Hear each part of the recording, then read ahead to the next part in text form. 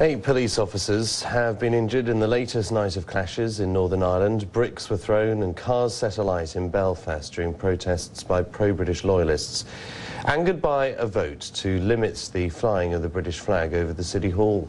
The American Secretary of State, Hillary Clinton, who is on a visit to Northern Ireland, says the violence must be condemned. There's been trouble in the centre of Belfast again tonight. Tension has been simmering in parts of Northern Ireland all week, with more than 20 police officers injured. This clash was quickly brought under control, but it was another dangerous situation. It's not the image of Belfast local politicians wanted on display on the day Hillary Clinton came to visit. But she's been here 7 times before and knows that the peace process is not perfect. And she had a message for those causing trouble on the streets. Last night in Londonderry, police found a rocket launcher ready for use by dissident Republicans. All week, loyalists have been on the streets. They've been protesting about the decision by Belfast City Council to stop flying the Union flag every day. Death threats have been issued against the MP Naomi Long because her party supported the flag decision. After meeting Hillary Clinton today, she spoke about the fear of being attacked. I will not let that threat deter me from serving my constituents. I will not let it influence the decisions that my party takes. Despite appeals for calm, tonight the loyalist violence continues.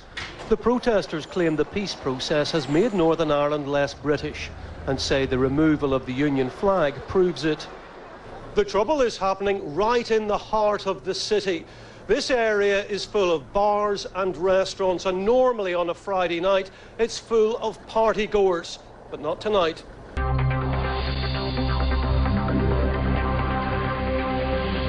Facing the challenges together, the deal her husband helped broker has stuck. They had a warm welcome for an old friend at Stormont. The politicians are still smiling here, even if the peace is far from perfect. This week's violence topped the agenda during Hillary Clinton's meeting with Northern Ireland's leaders. The only path forward is a peaceful, democratic one that recognizes the right of others to express their opinions, but not to resort to violence. And there can be no place in the new Northern Ireland for any violence. Any of the remnants of the past need to be quickly, unequivocally condemned. The First and Deputy First Ministers were putting a brave face on the setbacks. One Unionist, one Republican. They have no intention of turning back now. Our journey is irreversible. We are determined to go on.